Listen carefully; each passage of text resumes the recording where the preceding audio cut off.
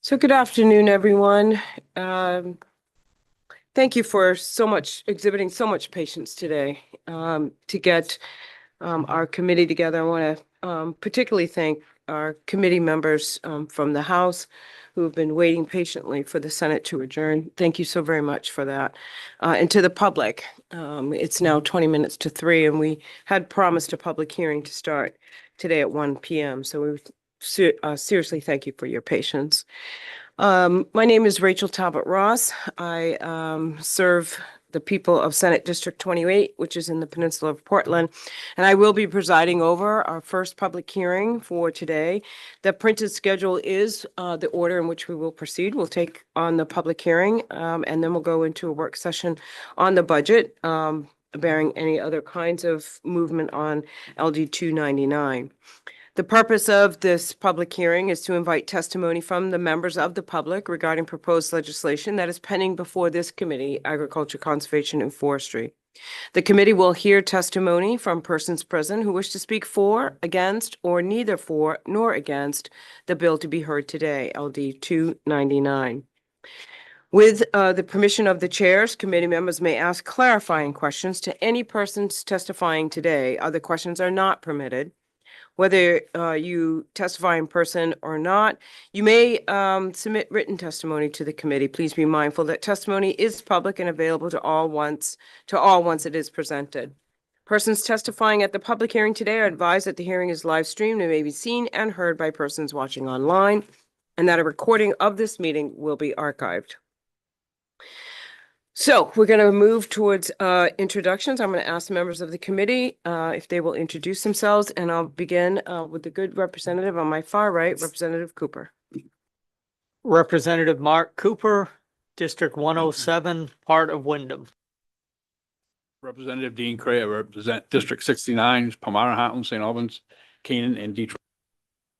Representative Steve Bunker from the Farming and Forestry communities of Farmington and Chesterville. Good afternoon, Caldwell Jackson, District 80, which consists of Otisville, Oxford, Buckfield, and Hebron. Good afternoon, Senator Black, representing Senate District 5, which has 44 towns in 3 counties, Northern Kennebec County, Southern Franklin County, and most of Somerset County.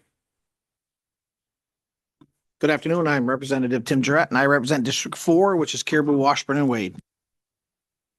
Good afternoon. I'm Jim Dill. I represent House District 26, which is Old Town, Bradley, and the Penobscot Nation Voting District. Good afternoon. I'm Allison Hepler. I represent the towns of Aroustic, Georgetown, Phippsburg, Woolwich, which is where I live, and West Bath in Saginaw County. Hi, everyone. I'm Sharon Frost. I represent District 58. That's 6 amazing towns and not too far from this capital. And those towns are Belgrade, Rome, Mount Vernon, Vienna, Fayette, and New Sharon. And I'm Bill Blucher. I'm the House Chair of this committee. Thank you so much for your patience this afternoon. I represent House District 44, which is Warren, Hope, and Union. And joining us, it gives me great pleasure to introduce our very competent staff, our committee analyst, Karen Nadeau, and our committee clerk, Liv Maloney. Thank you both for your patience. Ashley. That's right, Ashley. Ashley has joined us late in the session and is picking up all of the hard work for us. We appreciate it, Ashley. So if you are here with us in the room today, please mute the audio and microphones on your electronic devices, including the members who are sitting here at the Horseshoe. This will prevent any audio disruptions, both in the room and online. And second, if you're joining us from Zoom, and it does look like we have someone, if the name you use to sign into the Zoom is not the same that appears on the screen, please make sure to identify yourself so that we get and refer to you in the correct way. I believe that is it. Again, we'll take testimony in favor, then testimony against, and then neither for nor against. We're going to start with LD 299, which is an act to support investment in agriculture. I see our sponsor, Chair Pluker, is here and ready to present this bill whenever you're ready. Thank you, everybody, for the opportunity to present this bill. As I mentioned, represent House District 44, which is Warren, Hope, and Union. And this is what bill was originally presented as and we've been holding on to it since last year, LD 299 as a concept draft. And the new title that I'd like to make is an act to build a viable future for Maine agriculture. Maine's agricultural sector is the backbone of our rural communities, our food security, and our identity as a state. From vegetable farms in the mid-coast to blueberry operations in Washington County, from working woodlands in the north to sea farms along our coast, the people who grow and harvest what feeds and sustains us deserve serious, sustained investment. This amendment takes a meaningful step toward delivering exactly that. This bill is the result of many months of research by the Agriculture Council of Maine, and after extensive discussion of different methods of raising revenue to support farms, the council voted unanimously or near unanimously. I was in the meeting, but I don't remember if it was 100% unanimous to support it.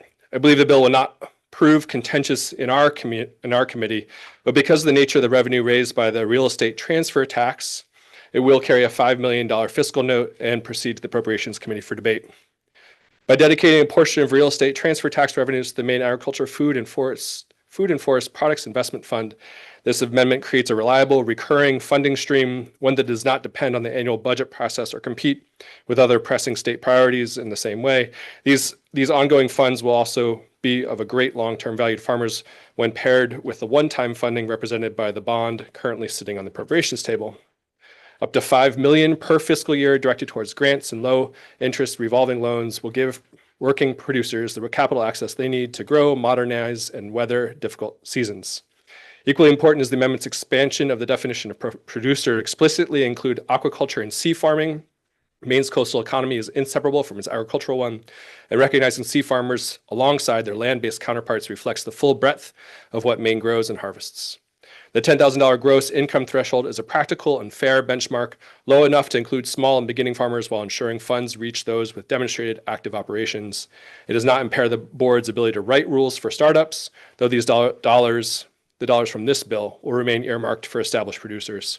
It means farms and food producers cannot wait. I urge this committee to advance this amendment without delay. Thank you, Representative Pluker. We are now going to turn to our committee members for any questions for the good representative. Representative Dill. Thank you, Madam Chair. Representative Pluker, I noticed at the bottom of the page and the top of the second page, you actually say up to $5 million. Do you expect this to be a flexible amount? And what's that flexibility based on? Is it based on the real estate tax? Or is it just on your sheet here, Bill, that you? Yeah, I was just looking at the actual bill language to see. I was unsure if the up to language was correct, or it shall apply to 50% of the revenues in accordance with this subparagraph. So I think it's possible that 50% may not equal the 5 million, and so that's the reason why it would So probably it could be flexible because instead of bringing, he says up to 50%. So if they only bring in 9 million, then it's going to be 4 point. Okay, That's right. thank you. Yep. Senator Black. Thank you, Madam Chair. Representative, if I understand this right, this appropriation is going to be taken out of the real estate transfer tax at the county level? Not at the county level.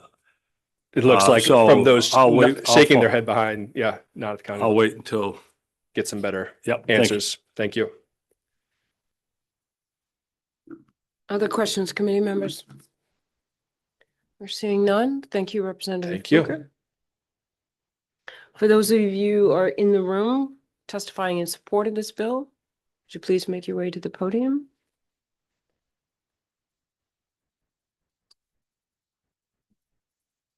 And once your testimony is handed out, you can begin when you're ready.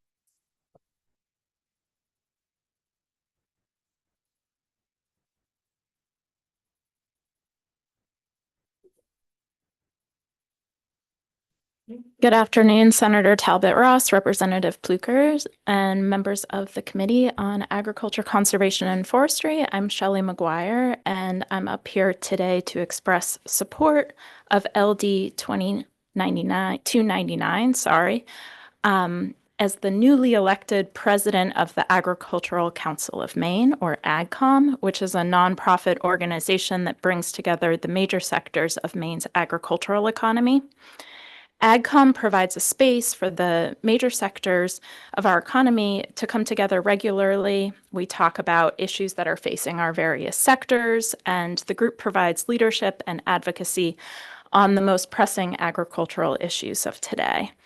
AgCom strives for consensus-based decision-making. Our org does represent the full array of, or nearly the full array of Maine's diverse agriculture sector, and each sector brings its own unique perspective to the table. When all of these diverse perspectives find a common cause and AgCom takes a stand, you can be pretty sure that that issue is of vital importance to Maine agriculture. And LD 299 is one of those instances. We did have a meeting recently, which the bill sponsor, Representative Pluker, referred to, and there was unanimous support for this bill. And I'll explain a little bit about how we got to that place of unanimous support. So first, just to quickly highlight how imperative it is for producers of all types that the Maine Agriculture, Food, and Forest Products Investment Fund be capitalized. We really desperately want to see that fund be able to carry out its purpose and meaningfully move the needle on increasing in-state agricultural infrastructure and processing capacity. LD 299 takes an approach that does not increase taxes for Maine residents, an issue that was very important to many AgCom members, nor does this proposal take revenue away from another sector, any specific public interest, nor from municipalities. Also really important for members of AgCom. Instead, what LD 299 does is directs half of the revenue collected through the real estate transfer tax that currently goes back to the general fund, and instead directs 50% of that portion that goes back to the general fund to AFPIF. AgCom members really liked this approach and unanimously chose to support this bill, which is why I'm here today testifying on behalf of AgCom in support. So we see this as also important to note is just that we see this as very complementary to the ag and forestry bond that many of us have been promoting. This would provide ongoing funding to AFPIF that could support producers in the form of loans, grants, and technical assistance, whereas a bond, if we're able to pass one, would just be a one-time influx of funding. So thank you for your time. Of course, I'm happy to answer any questions that you have, and thank you all for everything that you do. We appreciate your testimony today, Ms. McGuire, and I believe you have a question from Senator Black. Thank you, Madam. Thank you for being here. So I need a little clarification on this. Real estate tax, transfer tax right now, well, originally was 90% to the state, 10% to the county to go to fund the county budget. The legislature over a year or two ago took part of the 10%, I don't know whether it's 1.5, 1.6 or what, for Maine housing. There's a bill in front of us, the legislature right now, to take more of that money for homeless shelters. Where is the, and the 90% that goes to the state is already earmarked to Maine housing. So you would take it out of that 90% to go into Maine housing? So thank you for your question, Senator. My understanding is that not all of it goes to housing, but a small portion goes to the general fund. And of that portion that goes to the general fund, I can't say exactly what percentage it is, but there might be others that are coming after me that can. But of that amount that goes back to the general fund, we're saying taking half of that and directing it to AFPIF. So like there's all these different buckets being filled up by the real estate transfer tax. This would only impact the bucket that goes back into the general fund. And it's a small bucket compared to the amount that goes into different housing issues, all of those accounts. Senator Black? Thank you for that explanation. And I think I understand it. My concern is the 10%, or 8.5 or whatever we've dwindled it down to, that's county portion. Right. Because the county portion The county does the work. They have the registered deeds, they have the office, they maintain that to take that and real estate tax out. And the state takes 90% of it off the top for doing nothing.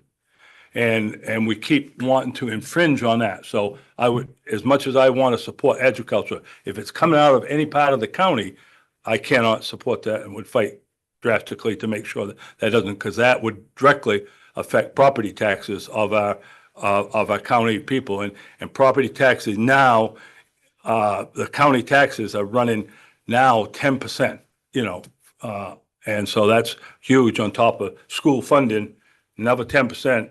All of a sudden, select people in their towns can only look at 30% that they can do anything with. So, but I would love to see us take it away from the state part. Yeah, absolutely. Yeah. Thank you. We're still in a public hearing. There was a question at the end there. Was there a question? You A did. couple You questions just in it. missed it, that's all. I asked a couple questions. Yeah.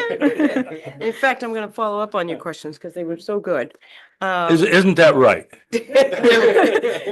See? Yes. Back in a public hearing. Yes, question? I just wanted to make sure I understood this. So we're going to do, according to the amendment, 50% is taken out monthly until we reach a fiscal year total of up to $5 million.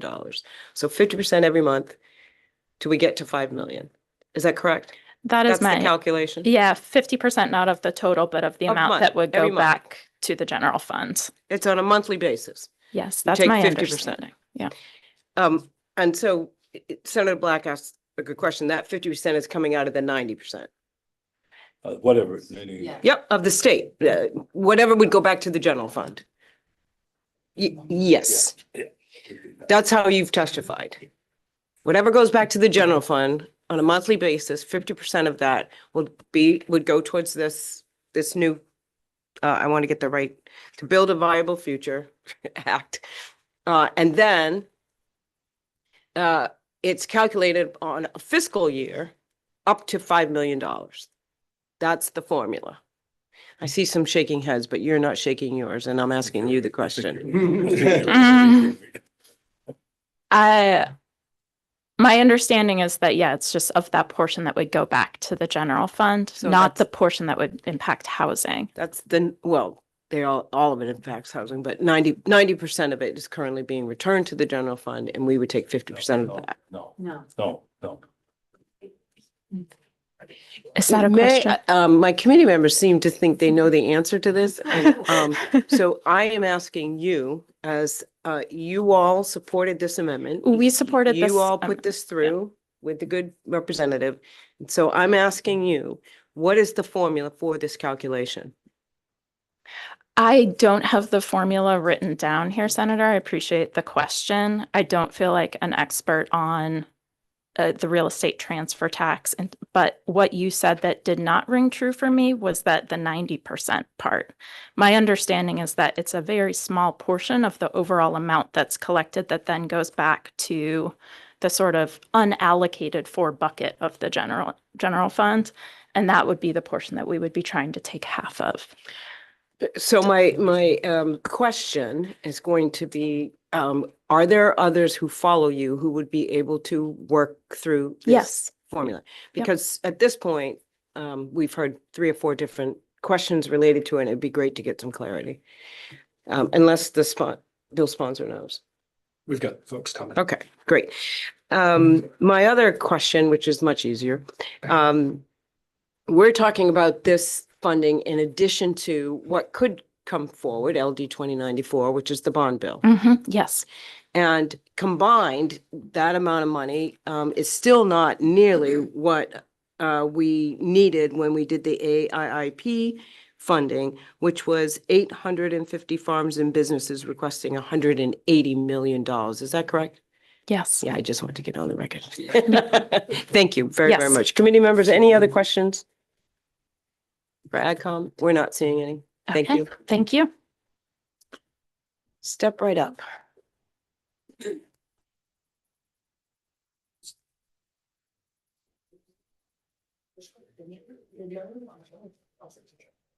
Yes.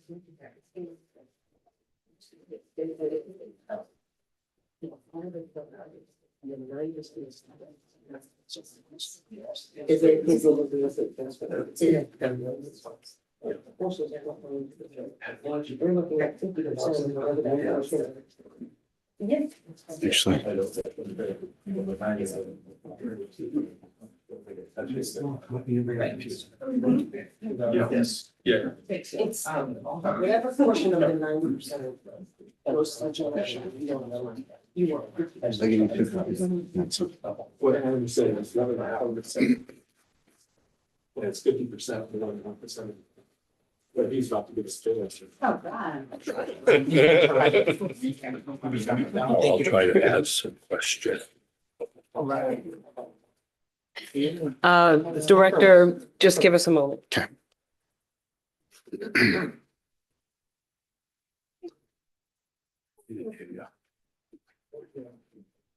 He's got the flow here too. Director? Whenever you're ready. Thank you. Senator Talbot Ross, Representative Pluker, and members of the Committee on Ag Conservation and Forestry. Good afternoon. My name is Eric Venturini. I'm the Executive Director of the Wild Blueberry Commission of Maine and here to testify in strong support of this bill. I've got a lot in my testimony. I've tried to break it out to what I think are the core pieces. I won't be able to talk about all of it, but I just want to touch on a few things to complement what the president of AgCom has already said. First, where did the bill come from? This process has taken over a year for the Ag Council of Maine to get to where we are now. And I'm very appreciative on behalf of the Commission for Representative Pluker of supporting and holding, and thank you all for holding the concept draft for so long while we took the time to do this process. Early in 2025, we brought a consultant on board who conducted a national investigation of how other states fund their agricultural programs. And starting from there, we put some ideas out to the council for consideration. To make a long story short, ended with a meeting that Representative Pluker and Shelley told you about, where we got to the position through some very, about 2 hours of conversation to finally get to the point where we were able to unanimously support the language that we were then able to provide the sponsor, Representative Pluker. So I feel very good about that process.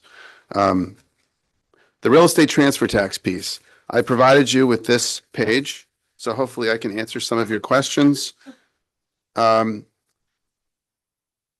the entire real estate transfer tax, off the top comes 10%. That 10% isn't, slightly less than 10% now. That 10% is not in here because it's already come off the top. That goes to the municipalities. This is my understanding. This document came from the Maine Revenue Service. So the rest of what's here shows fiscal year 24, 25, and then projected 26, 27, 28, and 29 for the entire real estate transfer tax after the 10% has come out. So if you look at the general fund portion, the piece that's really of interest to us is the top row, 50% of row 4 before fiscal year 26, et cetera. You can see because of recent changes, that number has decreased starting in this year from about 24, 25 million a year down to, 11, 12, 13 million dollars a year. So our intention is that the 50% would come out of that 11, 12, 13 million a year. As such, this does not touch the other housing programs, which are also detailed in this. It does not touch the municipality portion. And in fact, if it did, I also would have to be in a position of opposing it because of the situation in Washington County and how many of my growers live there. So we do not want to touch the 10% going to the municipalities. I also want to take a little bit of time to talk about how this complements the ag bond. And I put a little table at the end of my testimony to try to clarify that. Excuse me. So where the ag bond is a massive investment, the biggest amount of money the state will have ever put down at one time if it passes for agriculture and forestry. 40 million on paper right now, maybe up to 50 million. This is a sustained investment every single year of up to about $5 million. Whereas the ag bond is a one-time allocation by itself. It will help get ag where it needs to go. You've heard me talk about the challenges in the wild blueberry industry. You're well aware there's a dire need for capital. The ag bond by itself will be a one-time opportunity, create some ongoing revolving loan funds, as well as some other pieces, but it's one time. This is every single year. Together, these two pieces would build what I think would help to build a viable future for Maine Ag, where we could capitalize through revolving loans, through grants, through different financial tools that different sector needs, that different sectors need. So I think they complement each other. Where the ag bond funds AFPIF, Farmers Drought Relief Fund, Healthy Soils Program, Farmland Conservation, Dairy Improvement Fund, this targets AFPIF, which just focuses on really grants and loans. The sources are different, of course. The ag bond is a bond. This takes from the existing tax base, so we're not adding new taxes, which is also very important. And then you'll notice that there's some guardrails. There's differences in the guardrails. And this was one of the things we talked about for the longest in AgCom and landed on a place where we thought that the $10,000 eligibility framework for farmers garnered unanimous support of the Agricultural Council of Maine. And I think it's important to put some sort of guardrails in place so that we can be sure that the funding does in fact go to folks that are going to be contributing to the agricultural economy in the state, right? And so those guardrails are in place in LD 299. In the ag bond, the board is discussing guardrails, and they will likely be different for different programs. And there's more in the written testimony. I hope you get a chance to read it. I'd be happy to try to answer any questions that you might have. And I'm sure that was longer than 3 minutes, so thank you for giving it to me. Well worth the time, let me tell you. Thank you. Any questions for the director? Senator Black. So the part that goes to the general fund, what you're saying, I believe I understand correctly, is $11-12 million. Yes. That the legislature in the state doesn't have a allocation for that, and now it just goes to the general fund. It's part of the general fund balance, whatever, help balance the general. Yes. Okay. As long as, as I said before, as long as we stay away from the county 10%, which directly affects property taxes. Absolutely. And the county's already doing that work. This would be great, I think it's a good way to try to fund. Don't you? Thank you, Senator Black. The answer to that question was 2, I think. Yes, thank you. I did ask. Thank you for that. Thank you for that, Director. Representative Hepler.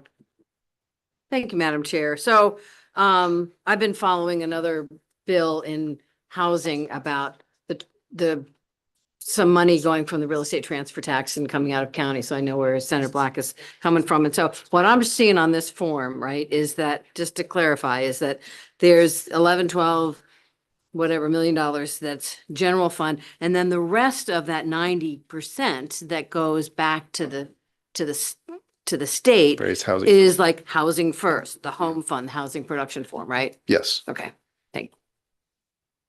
Thank you. Other questions for the director? We're not seeing any. Thank you so very much for being here and Thank you for providing your this time. very critical piece of information. Others who are here in support of LD 299?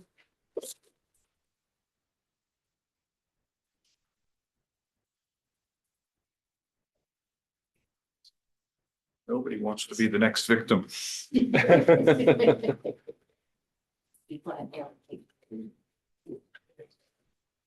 Good afternoon, Sebastian Bell with the Maine Can you The main pause 1 moment? We're losing Representative Cray? He's gonna go celebrate his birthday. Happy Happy birthday. Happy birthday. birthday. Thank you for Wow. that indulgence. 29. Good afternoon, Senator Talbot Ross, Representative Pluker, honorable members of the committee. I am Sebastian Bell from the Maine Aquaculture Association, and I'm watching my senator who's going to ask me a really tough question, I know, from Somerset County. I am the executive director of the Maine Aquaculture Association, and I'm also a longtime member of AgCom. And I want to commend Eric for his explanation of the revenue streams there. It can be pretty complicated and confusing, and I thought he did a great job. And Eric is also, he's a little modest. He's the past president of AgCom, so he spent many long meetings trying to keep us all in line.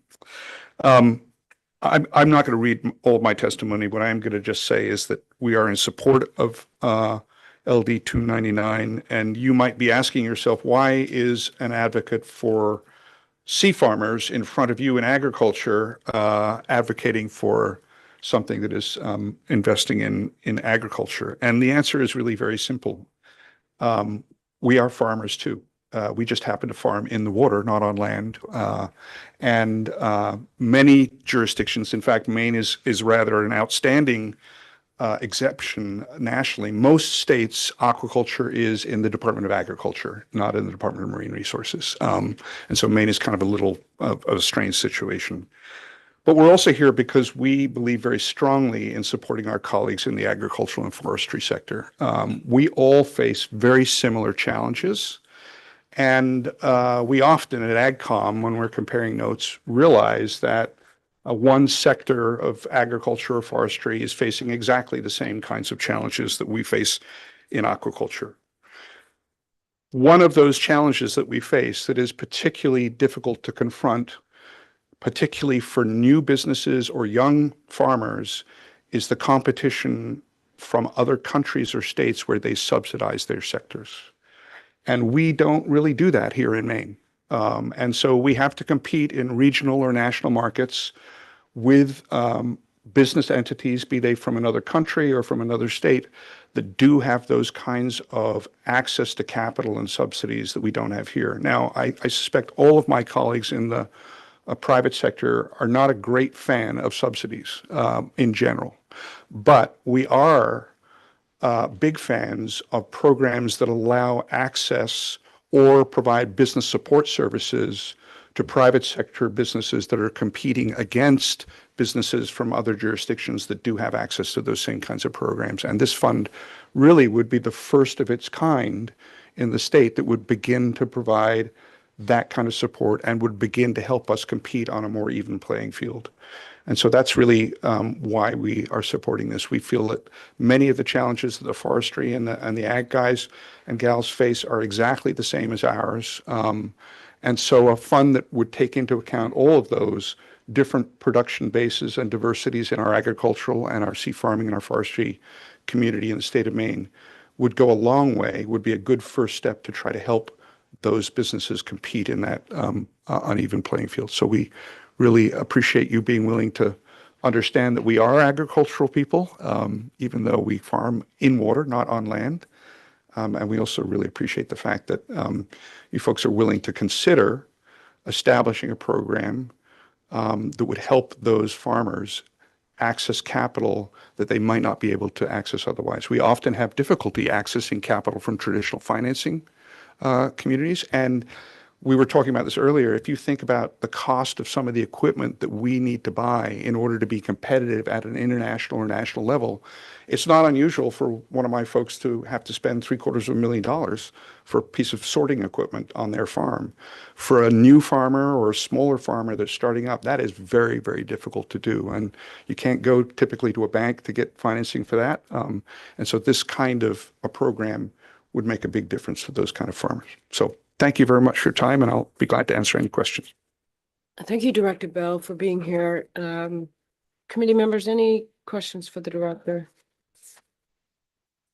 Director, I just have one, and you may not have the answer to this. We received a letter from the department that provided information for the committee to consider. And one of the points that they make is that according to the 2022 Census of Agriculture, it shows that Maine has 7,036 farms, of which 2,750 gross business income of $10,000 or more. So this proposal would therefore exclude approximately 60% of farms statewide. This proposed grant program excludes 60% of farms statewide.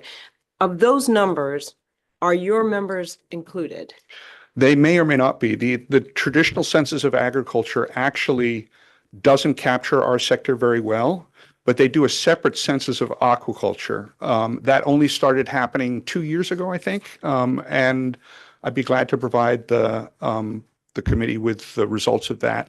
They typically undercount farms. We've found that to be pretty much the case. We are about to release our latest economic impact study done by a third-party group, the Atlantic Corporation, and glad to provide you with the synopsis of what that shows. Basically, we have in the state of Maine, we believe, roughly 250 aquaculture farms, and most of those would be over the $10,000 limit. It doesn't take a lot of our product to generate a fairly significant income stream. So we may be a little different than some of our colleagues in the small agricultural world, but glad to give the committee more data to try and help answer that question for our sector. Yeah, it'd just be helpful to know to what degree those numbers change once we consider your members. Yeah, your farms. we're relatively, in terms of numbers of Small. farmers, we're Yeah. relatively small. So I would suspect that it wouldn't necessarily have a big impact there. Might bump the number of farms up a little bit, just because we do have gross revenues that are typically pretty. If you could provide that, I don't know when we will go into a work session, but if you could provide that information to the committee, that Sure. would be great. I Glad to. appreciate that, Director. Thank you Any very other much. questions for Director Bell? I am not seeing any. Thank you Thank you for very your much. time and your testimony. Others who are here in the committee room that want to testify in favor of LD 299?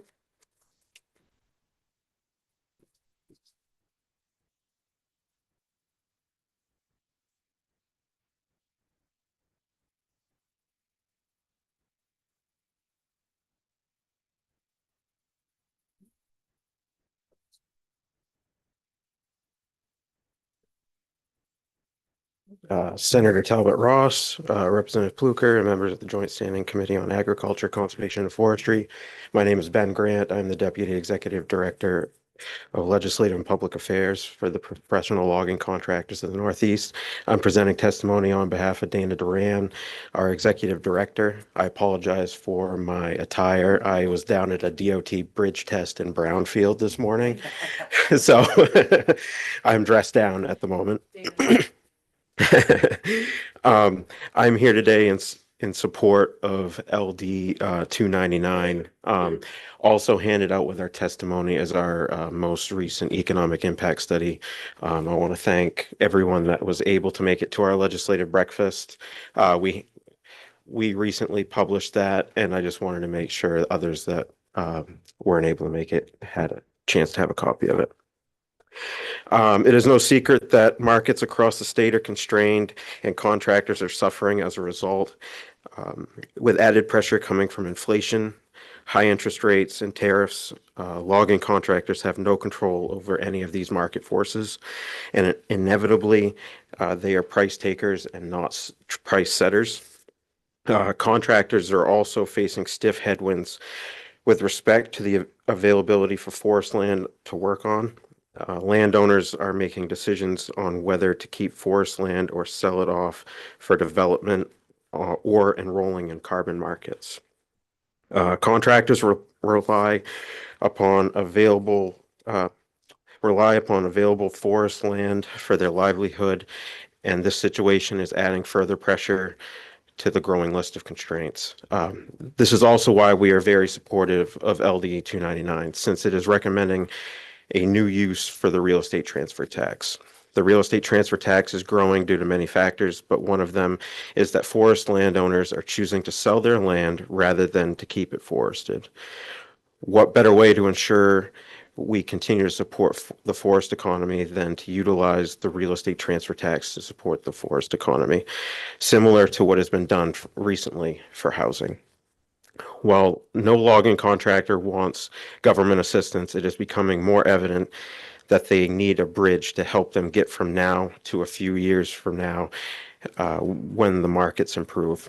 Without it, the forest economy may be challenged to succeed in the future without with a logger to harvest the wood and trucker to transport it.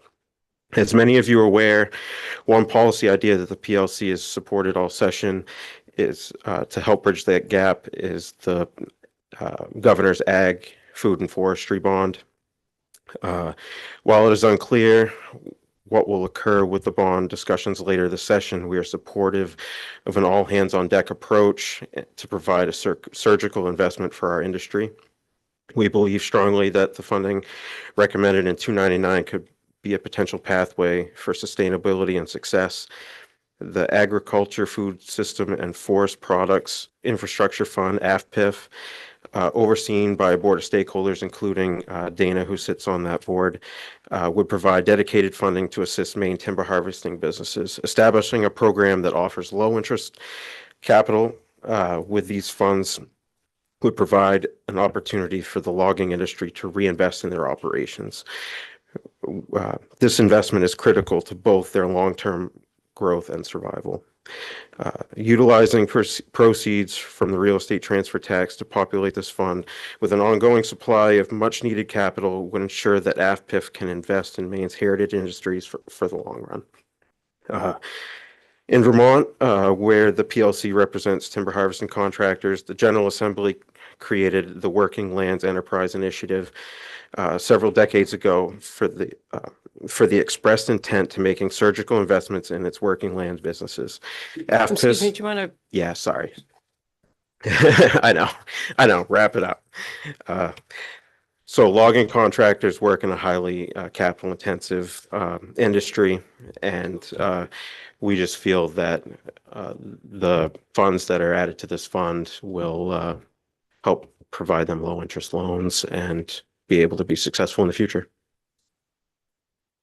Thank you very much for pitch hitting here for Mr. Duran. We're grateful that you came and presented this testimony. Any questions at all? The one thing I note in your testimony, you may not be able to answer this question, is a reference to the Vermont Working Lands Enterprise Initiative. We did model the AFFPIF after that, I remember, because I supported the bill, I sponsored the bill.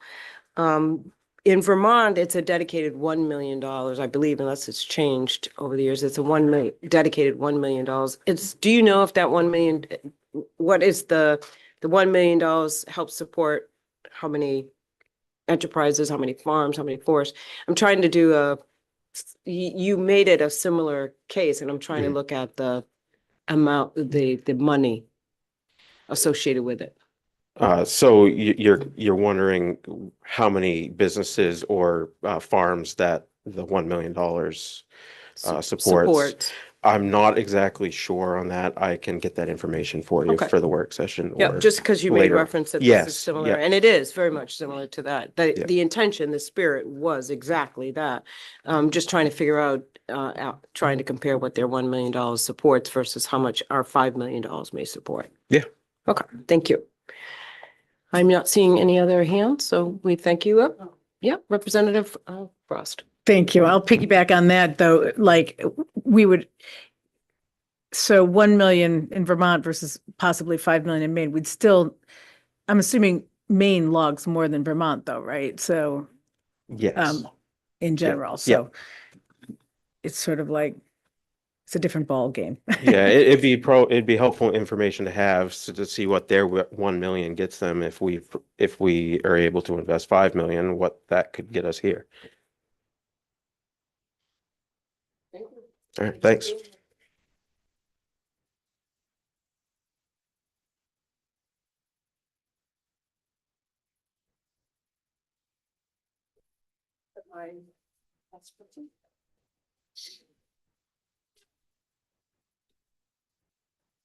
Good afternoon. Thank you. Senator Talbot Ross, Representative Pluker, and members of the Agriculture, Conservation, and Forestry Committee, and OPLA, and the clerk. My name's Amy Winston, and I lead the public policy at Coastal Enterprises, CEI. We're a community development financial institution. We provide free business advising and financing we have industry expertise in agriculture. So we provide advising and financing for small businesses in communities that are underinvested and in sectors like agriculture and heritage industries that are also underinvested and have trouble accessing capital. We also, we integrate the financing and the expertise with policy solutions. So here I am. We're founded in 1977 and have worked with sustainable farming and fishery producers and processors ever since. Ag and food businesses represent nearly 3/4 of our program partners. And last year, just as example, we invested over $10 million in 27 agricultural businesses, which created and retained 236 jobs. So just to give a sense, businesses come to us looking for capital, and it is really difficult to find the type of capital that are needed in this sector. So we really strongly support capitalization of the Maine Ag, Food, and Forest Products Investment Fund. Very appreciative to Senator Talbot Ross for her leadership in sponsoring the original bill that established this fund. It has a nominal amount of money in it, and building a fund with $500,000 in it is a very different thing from building a fund with that needs millions of dollars. Other folks have talked about the demand of the agriculture infrastructure investment program that the department ran with federal funding. That was grossly oversubscribed with requests for $180 million and $19 million to spend on 64 projects out of 850 requests. We have a Tastemakers initiative that pairs capital and technical assistance for food businesses, and we were able to fund a dozen projects, and we had over, just don't want to say the wrong thing on 83 shovel-ready project requests worth $8.3 million. So, and that's just one small segment of this market. For the bond initiative that a lot of us are supportive, I submitted testimony that cited the return on investment that this fund would have. There was a study by UMaine showing the jobs, the sales that are generated, and I can share all of that with you. It's a significant return on investment. And while we've been really involved in development of the fund, we weren't involved in development of this bill, but we strongly support an opportunity for an annual allocation that does not compromise funding that goes to any other existing purpose. And my understanding of the split currently of the real estate transfer tax is that there is 20% left that is untapped in the general fund. And I think that, yeah, I mean, this fund, I mean, everybody up here before me said it, this fund provides an opportunity for businesses and sectors that really lack access to capital and financing, and opportunity for the state to fulfill its economic development strategy to value add natural resource based businesses. And this is a proven strategy for rural prosperity. Wrap up your testimony. Yeah, I'm just getting ready to close. Thank you. I didn't mean to be so long-winded or discombobulated. It got a little bit late. And I really appreciate all of you hearing this. So I will just say we're on the MAFPIF advisory board, and the advisory board has been deliberating the questions that came up about what kind of criteria should be used for funding. And I think the big question has been what belongs in rule versus what belongs in statute. And so that's something that might be of interest to flag. And my understanding too is that I think any change to the current statute does go back to Housing and Economic Development or through Ledge Council. So I think Thank that you the for your committee- testimony, Ms. Yeah, thank you very much. Yeah, I see we have a question here from Senator Sure. Black. Would you say that if we don't fund something like this or the bonds, that we will never be able to achieve 30% by 30? Oh, absolutely. Yeah, I mean, it is, you're right, state policy, and this is the mechanism. I think Sebastian said it, this is the fund that will support these enterprises to be able to get to those policy goals. Yeah. Representative Frost. Thanks. Thank you for being here. It's not necessarily, it's not necessarily directed at you. I guess it's just a question for anyone in general who could answer, but is there anybody else vying for this source of income in a bill right now? Do we know? Representative Frost, I would say that that's probably not appropriate for this portion of our public hearing to this Okay, I would just person like who's testifying. to say that we wouldn't be vying for money that is already being vied for, too. So not to my knowledge, although I know you don't want me to speak to that. Well, yeah. Yeah.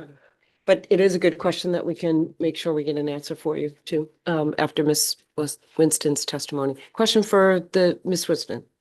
Maybe this is, thank you, Madam Chair. Maybe this isn't for you, but 30%, where are we at now in 2026? I think we're at like 2%, if that. I mean, honestly, I've heard numbers thrown around, and I don't remember how long ago it was that I heard which exact number.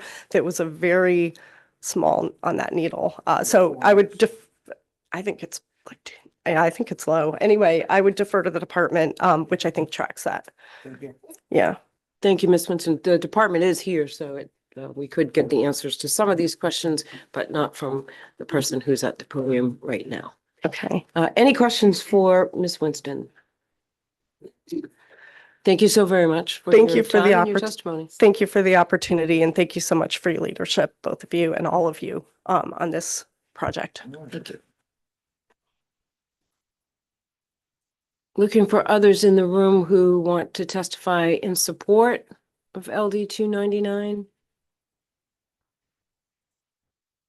Not seeing anyone. We can now go to, if we still have someone online, I believe. We can now bring them into the committee room.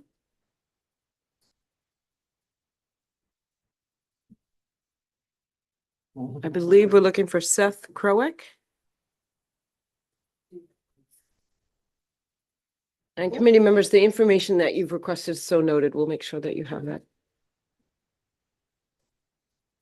Mr. Krowick, am I pronouncing your name correctly? It's pretty close. It's correct, but nobody gets that, so you're all set. Okay. You can begin your testimony whenever you're ready. Thank you for having an opportunity to talk today. I really appreciate everybody on the committee. My name is Seth Kreck. I run Crystal Spring Farm in Brunswick. I grow wholesale vegetables and wild blueberries for retailers in Maine and New England. My farm's been in business for about 22 years. An average year, I produce around 200,000 pounds of produce, and our farm grows, washes, grades for quality, packages, and distributes produce that's ready for sale to outlets like Whole Foods, Rosemont Market, and through distribution with Crown of Maine. Over the past 7 years, we've been able to apply for capital grants and loans that have allowed us to hire consultants and add specialized equipment that's almost doubled our capacity.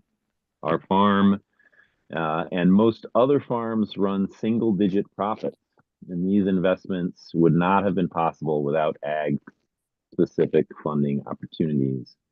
Listening to the testimony today, you've had a lot of really creative expertise in the room on how to make funding, how to support farms on a legislative and kind of a functional level.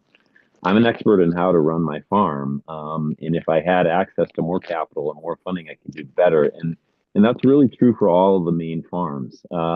We do amazing things with very, very small amounts of money and very, very small margins. And we could do a lot more, especially in working towards our 30% goal if we had access to more capital, and that's a combination of grants and loans, and it's exactly the kind of funding that has been introduced here today. And so, representing a lot of other farmers around the state, I just really encourage you to look at this very, very closely, and if it's possible, please support it. I'm happy to hear any questions if there are any. Thank you for your patience today. Thank you for your testimony. Any questions for Mr. Crack? We're not seeing any. We appreciate you being with us this afternoon. Thank you. Thank you. One last call for anyone in the room who's testifying in favor of LD 299. Not seeing anyone. I'll take testimony from those who are testifying in opposition. There's no one online in opposition. We will now move to those who are neither for nor against in the room. Seeing no one, and there is no one online. Anyone wishing to testify on LD 299? Okay, that closes out our public hearing. Thank you all for being here.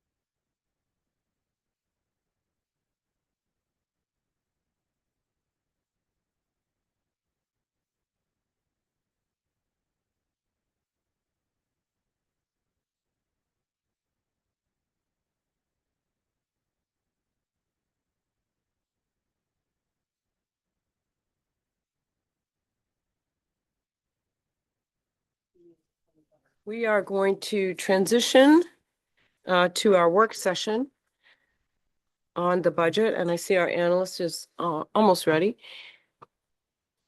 Want to thank the commissioner for being in the room with us this afternoon, and I see a number of her staff, so thank you for making time to be with us. I do know we're going to lose committee members right at 4 o'clock, so just want folks to be mindful of our timing and our questions and getting through this next process. Whenever you are ready, everyone has the materials that we need to work through. So whenever you're ready, Ms. Naga. Thank you, Madam Chair. So I'll point you to the last tab in your binder. It's a report back template. When we discussed the budget last week, we didn't have this document. So this is what we'll be working from. Having said that, the committee did take straw votes last week and can sort of summarize where we are.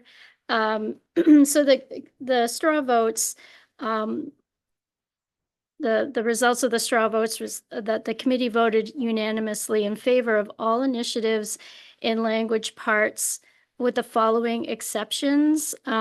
So you voted in favor of language part F as amended, and if you go to the purple sheet in your binder, so it's after the report back template, there's part UU, I think it's on yellow, and then the purple sheet amendment to part F, and this is something that Senator Talbot Ross and Representative Pluker proposed when we discussed this last week. And it's my understanding there might be another amendment to this that you want to discuss about increasing that $4 million limit to maybe another number.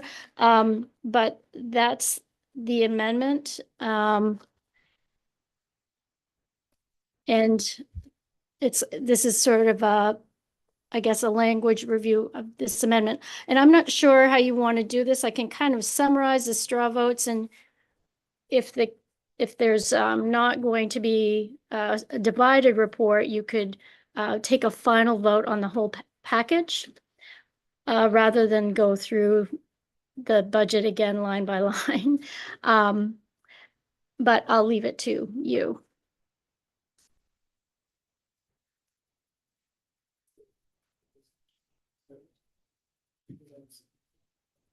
I think it's okay to. My feeling is it's okay if we've already voted on it to move forward with. Yeah. Representative Booker. Yeah, I think we worked this as a committee last week on multiple days. We've had multiple opportunities for conversation, and unless someone wants to voice that, like, no, they'd like to change their vote from last week, I think we're okay moving forward with the votes that we took last week. And then today we can vote on the pieces that we have yet to vote, which would be the F and the UUU. And there's another item was the lands tabled parks. under, Parks and Lands. Yeah. Yeah, so I'd just like to discuss those today, and then if there's any objection to moving forward with the votes as we previously did, then please state it. If there is no objection, I think we should just accept the votes as previously taken. Okay. Committee members, can you just shake your head if you agree with that?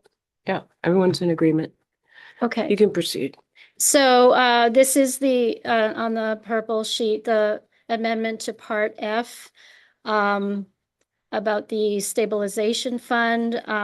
There was the sentiment that at least on behalf of the chairs, to add language to sort of communicate that to the extent practicable or possible, ensure that the distribution of food under this subsection provides equitable access to healthy and culturally appropriate food and reaches a diverse population of persons experiencing food insecurity in the state. I thank you for that. That's exactly what was needed, in my opinion, for to represent our conversation the last time. Okay. And improves it dramatically, in my opinion. Great. Yep. Representative Blucher. Yeah, I also like that language and think it's great. I did have a question either for the commissioner or Amy Carlton. I tried to remember to. Commissioner or Amy, would you like to come to the, sorry. Or both. Or both. Or both. There's plenty of room. What? Representative Blucher? Yeah. And if you could just introduce yourselves for the record, that'd be great.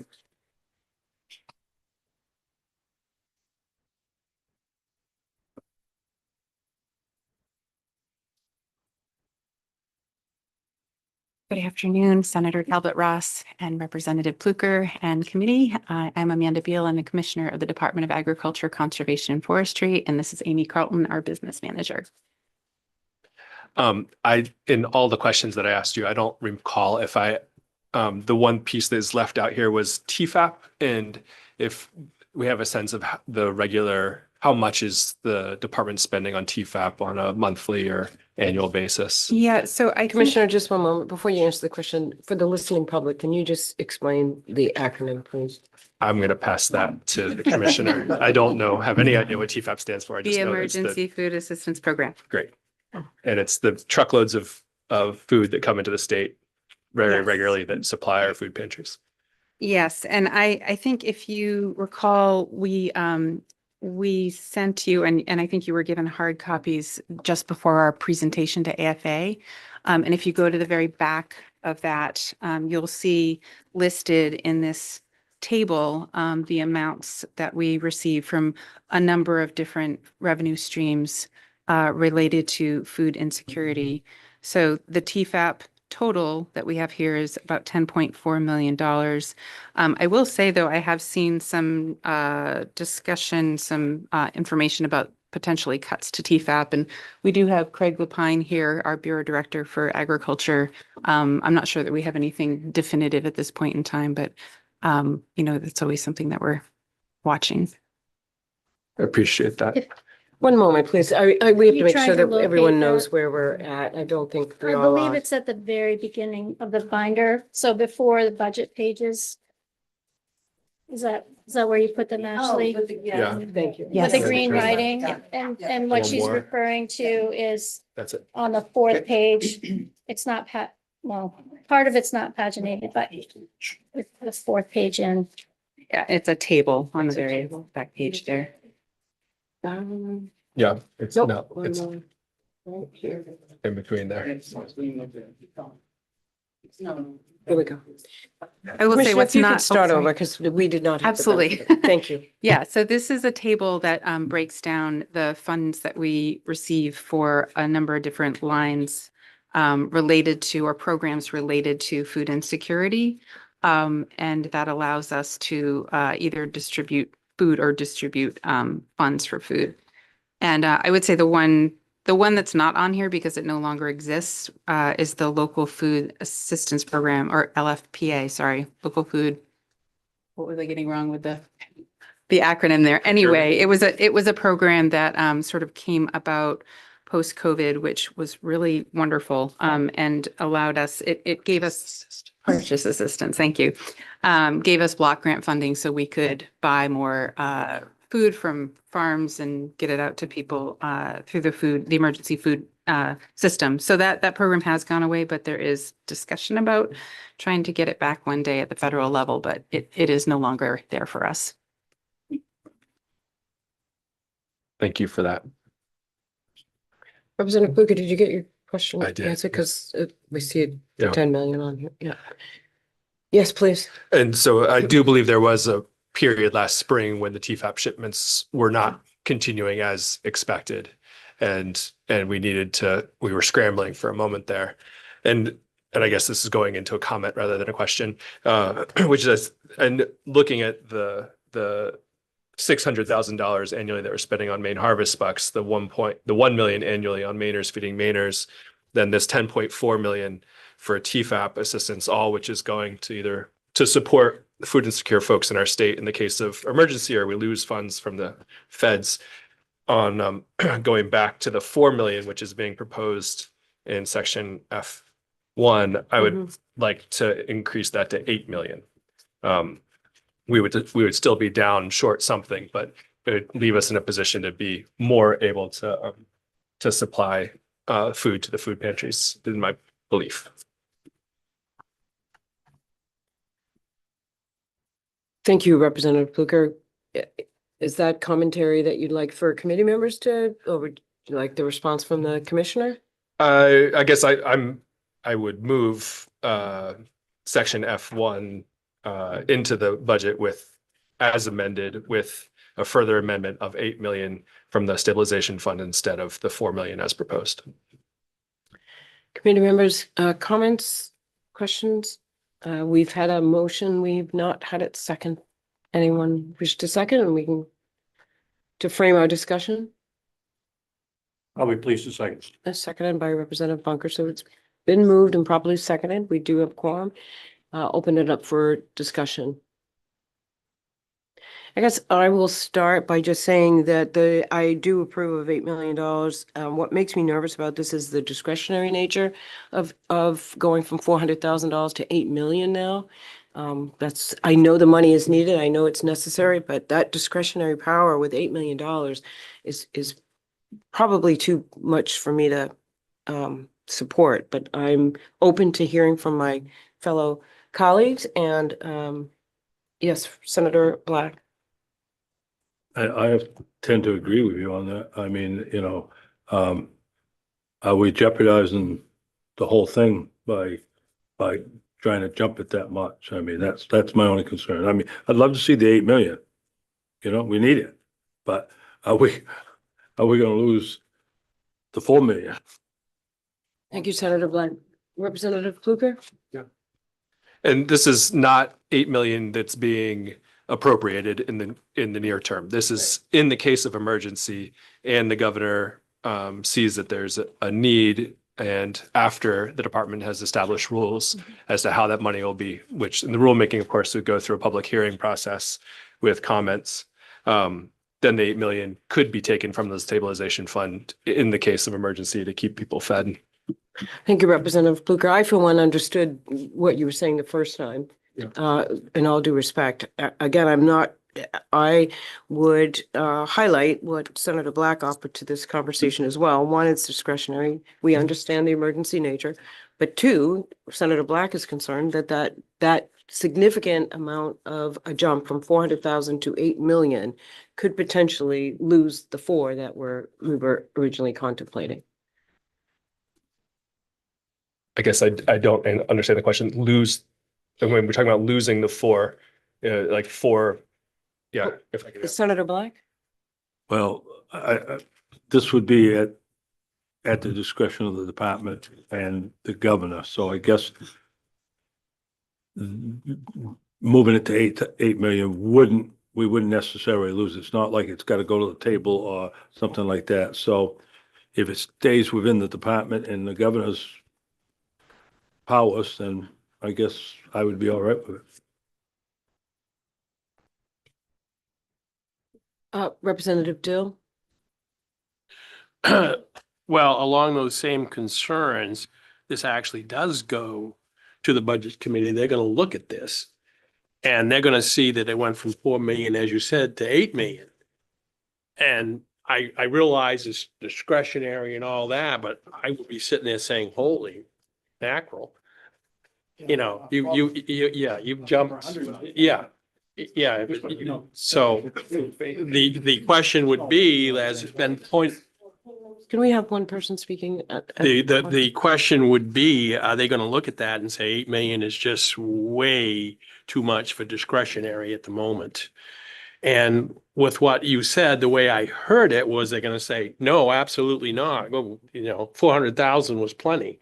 Whereas maybe if you do a somewhat less, 4 million or whatever, they may not, their eyes may not bug out as much, I guess I would say. So, but that's my concern hearing what you said. So thank you. Comments, Representative Cooper? All right, thank you, Chair.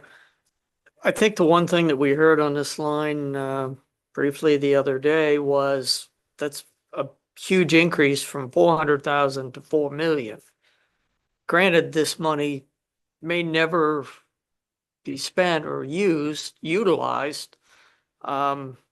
But we already definitely heard some question on the tenfold increase. And now we're proposing potentially 20-fold increase, which may never, ever, hopefully never get spent in the manner this is written. But that was a concern at the lower level. And, my concern is that it creates a roadblock for if we jump it to 8. Representative Pluker? Thank you, Madam Chair. My thinking is that we, as a legislature, we are a part-time legislature. We're going to leave in April this year. And if these funds are cut off sometime this summer, so another appropriations bill or another reconciliation bill passes at the federal government, we're not coming back into session to try to appropriate money until next January.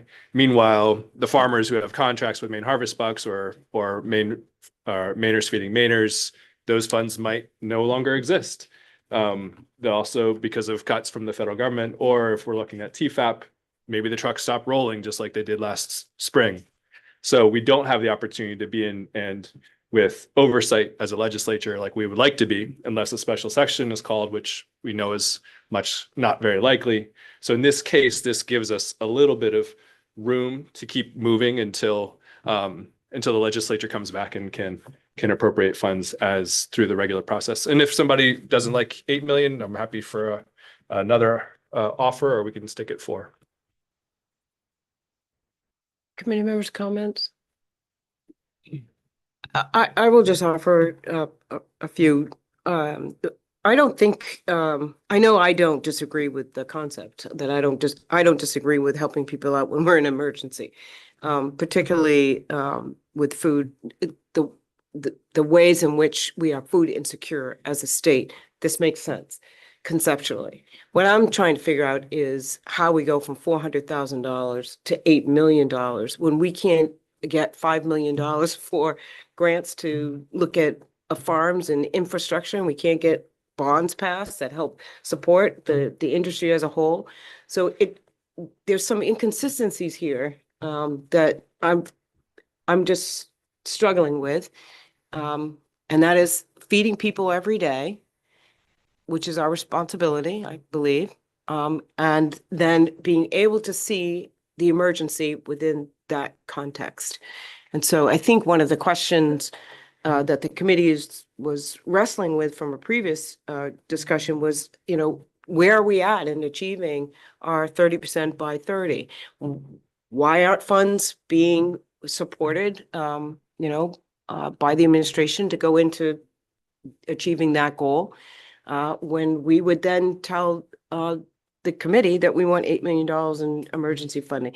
Something's not adding up in terms of how we get here, and I'd like to get here. I would just like a little explanation about rectifying some of these conflicting messages that this committee is being asked to consider. And so, Commissioner, do you have an opinion about $8 million? Why isn't it 10 or 20 or 50? What is the rationale with the 400,000 to whatever million we agree to? Is there a formula? How are we supposed to evaluate this request? Yeah, I'd be happy to answer a couple of different questions. I think that were embedded there. I don't think I can answer all of them, so maybe there are other folks in the room, but this request for $4 million, this is the amount that the governor was comfortable with, and so that's why this is in her budget. And understanding that there are many different needs when it comes to a state of emergency. I mean, we've unfortunately had to go through one together, a lot of us, and so a lot of systems sort of get thrown off, and there are a lot of needs during a state of emergency. So that's just the number that was put forth, and in your wisdom you can debate that, and that's I completely respect that. And I would just say the question about where are we in terms of how much of our food do we consume that we produce here in the state, I would say that number is still not totally nailed down. There was a local foods count project that was underway in 2022, and they came up with the number 3.4%, but they were using methodology that was new, and admittedly there was data they couldn't get.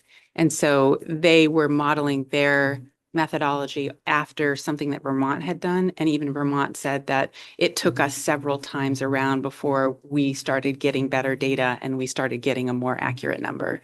So I think that's an undercount. We're not close to 30%, though. I will definitely say that.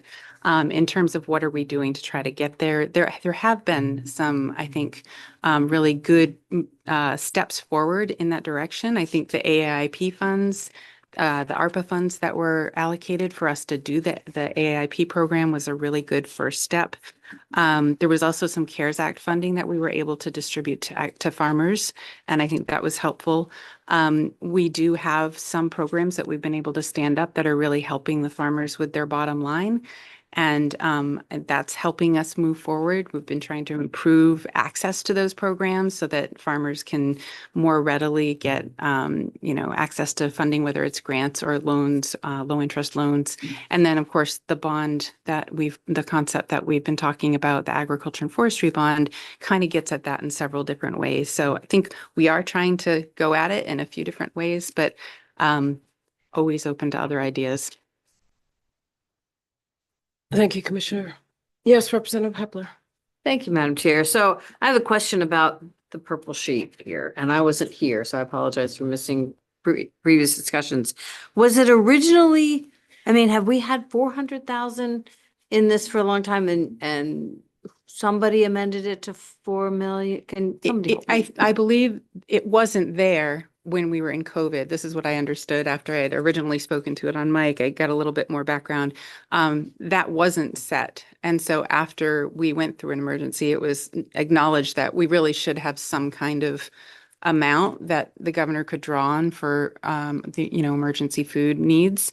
And so it was set at $400,000, but I think with further consideration, it was realized that that's not really a lot of money that would be gone pretty quickly in a real emergency. So that, the 4 million was something. Yes, so the department added. that Gotcha. this is, yeah, so in the governor's budget, this is the number that we'd like to see it go to, but Yes, Representative Bunker. Thank you, Madam Chair. Another freshman question. As I look at how this is language, it allows to draw from the stabilization fund itself. It's not raising or appropriating that amount. Therefore, would this document go to appropriations? It still would have to. Thank you. I can let the commissioner answer or I can answer, but Commissioner? go right ahead. Yes.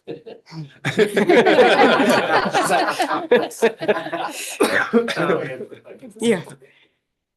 Other, it's part of it's going to be part of our report back and included in the ACF budget. So, yes, Representative Cooper.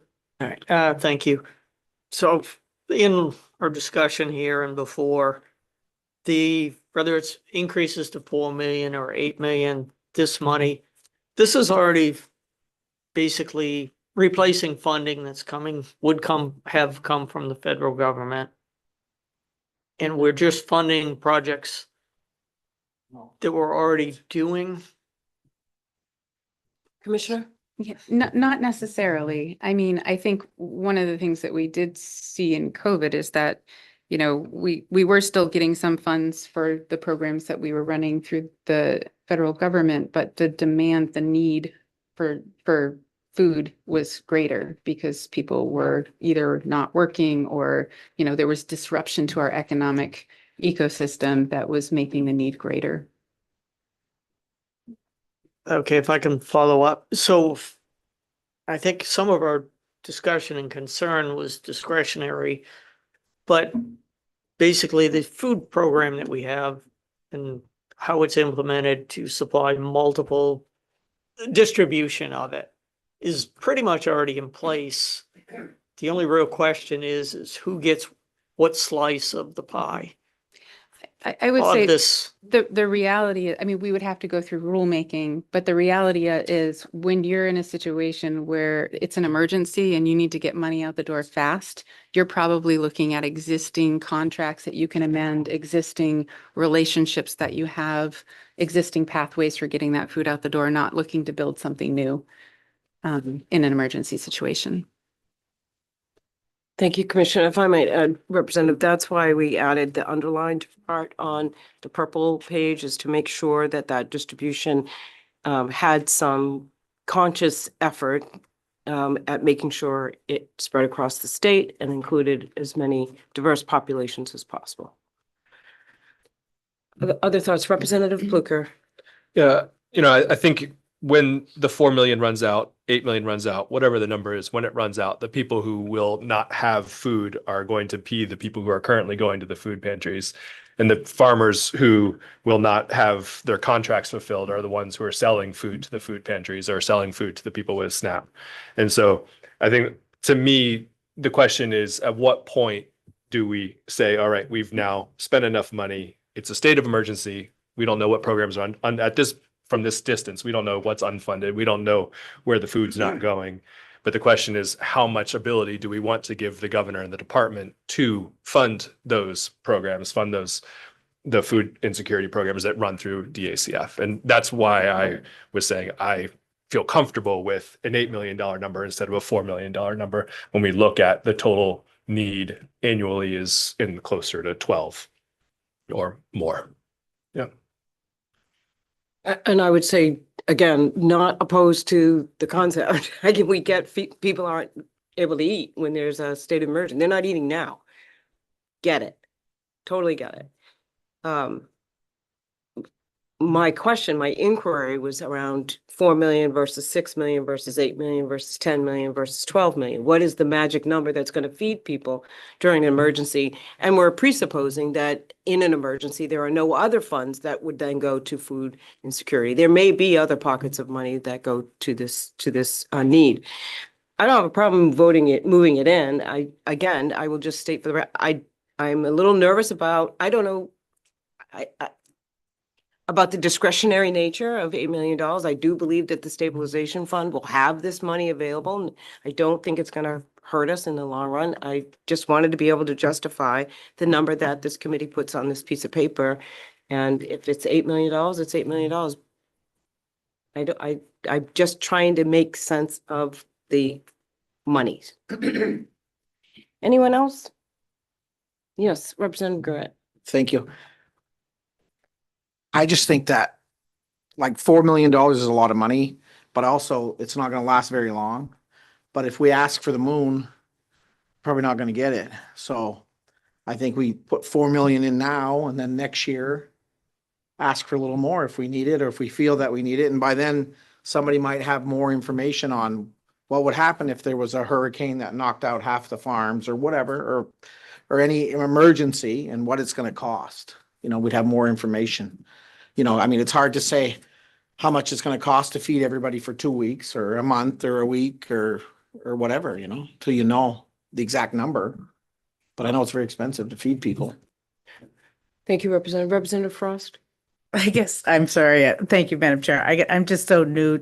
I still feel new to the whole procedure. So I guess my question is, if we put in 8 million, is it all or nothing? Or will appropriations just say, well, hey, 8's too much. Why don't we cut that in half? That would be a question for appropriations, I believe. In all due respect, Commissioner, can you tell us what the department is in favor of the amended amount to $8 million, which, is that correct? Well, I can only speak to what was in the governor's budget to $4 million. I think the nature of our question, starting with what Senator Black was offering earlier, is we don't want the amended amount to get the whole thing thrown out by AFA. Those are different decision-making committee. And so we're trying to make sure that this moves and gets over the line for all of the reasons eloquently stated, but we certainly don't want to shoot ourselves in the foot. Does that, yes, Representative Pluger? Just to clarify, I didn't talk about this with anybody until I said it on mic. It's my own idea. No, yeah, I dreamt it up. And then I so and yeah, the only reasoning I have for the 8 was looking at the 10.4 from TFAP. The 0.6 is annual funds for Maine harvest bucks, and then the 1 million for Mainers feeding Mainers, which comes out to 12. And so this gets us through 9 months of emergency. Yeah, and just to follow up, the AFA what we're voting now is just a recommendation to AFA. And so if one of us votes for it, then in our report back, we're going to say there was a vote of 1 to 7 to up it to 8, and 7 said 4. And then AFA has the ability to write whatever they want. They can write 12, they can write 1, they can do as whatever they like. Representative Frost. But we could unanimously say 8, and that was our wish, and they could still say, you're getting 1 or whatever. Right? So I guess I don't, well, I mean, if we all agree that there's a possibility this money is needed, it doesn't seem to make that much of a difference. I don't know if we try for 8, I guess. And I don't know, but maybe I'm wrong about all this. Any other comments, committee members? Representative Cooper? You're looking for do we need a motion on this? We've already had a motion moved and properly seconded. This is the discussion before we take a vote. And we'd like to do it before Representative Bunker leaves. Is the committee ready for a vote, or do folks want to talk about this more? Do you want to caucus it all? We could, yeah. It sounds like the committee is ready for a vote. A roll call vote. We're amending it, right? Don't you We- need No, I just need numbers. This, numbers in favor? yep. That would be a vote, yeah.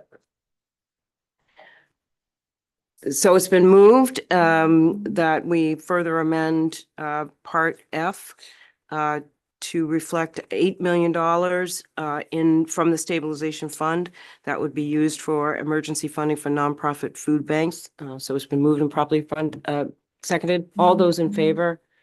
Yeah, we're just doing raising hands. All those opposed? I believe that was 7 to 1 Yeah. in favor. Thank you, Uh, committee members. And the minority report would be 4 million? Senator Black? 4 million. Okay. Thank you, everybody.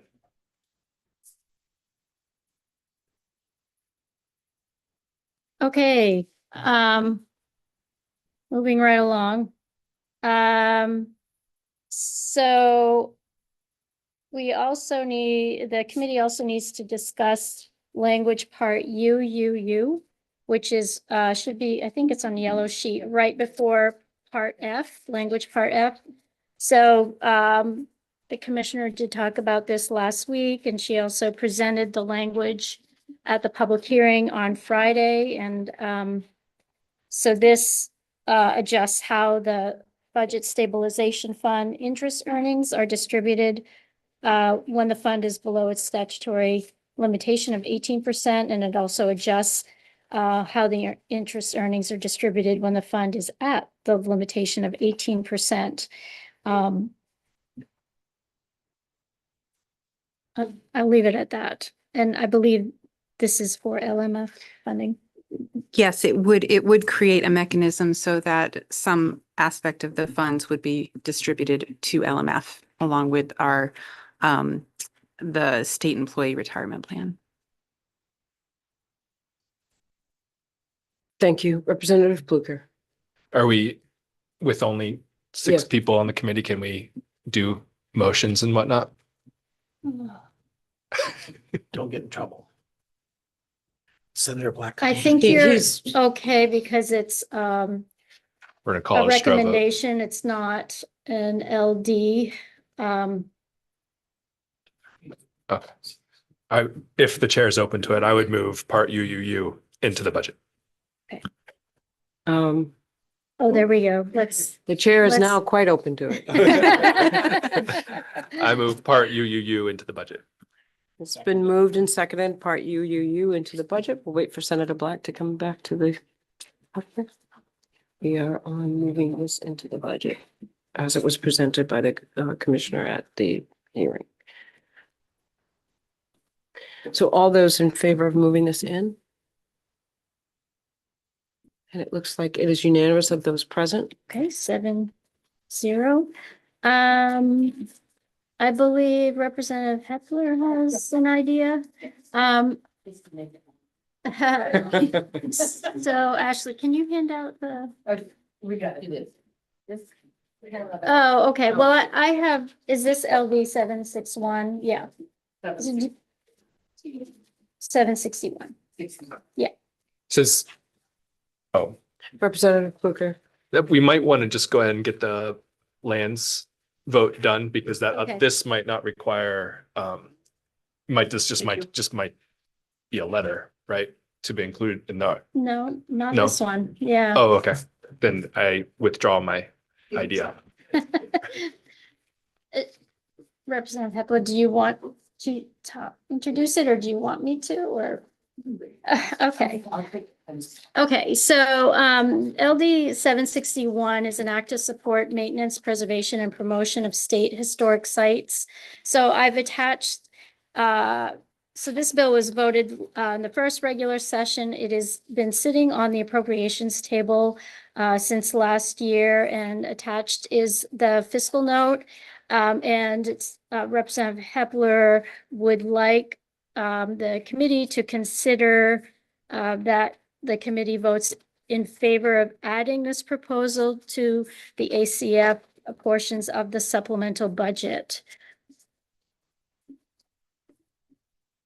Thank you very much. Representative Hepler, would you like to explain this, the timing of this particularly? Actually, similar to Representative Pluker, I thought of this morning. I'll be honest. We heard testimony last Friday from I think more than one person from the about funding these historic sites. Representative Pluker showed me how that actually the funding actually would work this afternoon. I guess the thing that struck me, and I just wanted to bring this forward is, and there's an article that's been handed out to you about Maine State Historic Sites. We've been talking about this, I think, the entire time I've been on this committee. I am a historian, and so the 250th anniversary of the Revolution was in some ways, it kind of drove that home.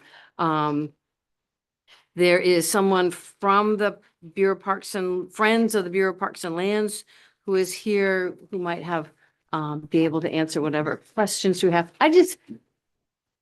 I'm throwing this out there. I'm advocate. Yeah, yes. Yeah.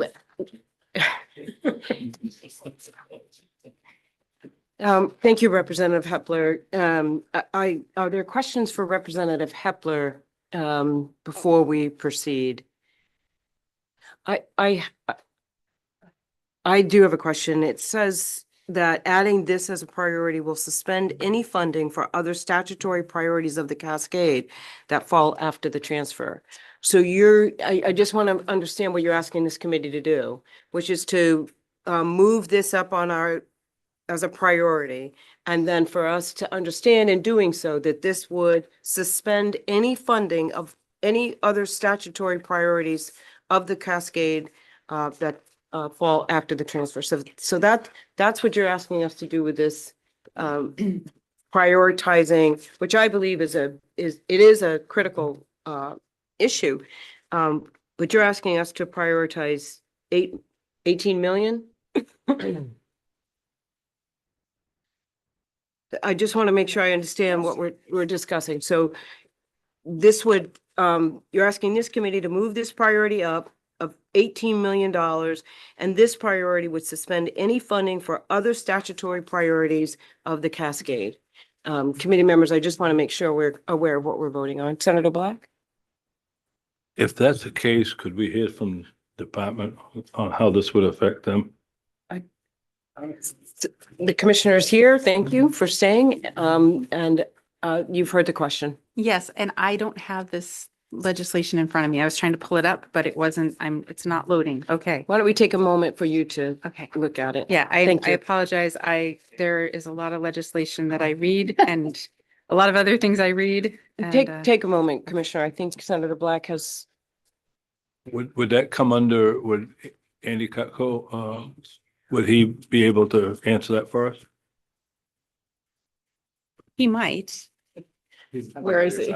Let's see if he's game. Yeah. Prior to you answering that, thank you. Before you answer that, this feels like we're spinning a lot of plates. And so I just need to slow us down just for a moment. Representative Pluker, did you have a question before the director answered Senator Black's question? I can look it up on the internet. I was just going to ask Karen to remind us what the vote was at this committee on this bill. That was unanimous. Thank you. Yes, good afternoon. My name is Andy Cutco. I'm the director of the Maine Bureau of Parks and Lands, and I can talk a little bit about historic sites. You heard testimony on this bill from Senator Grahowski a year ago and from the department in support of the need for funding for historic sites. We have more than a dozen state historic sites around the state, places like Colonial Pemaquid, Eagle Island, the Coburn House, that are badly in need of maintenance and preservation.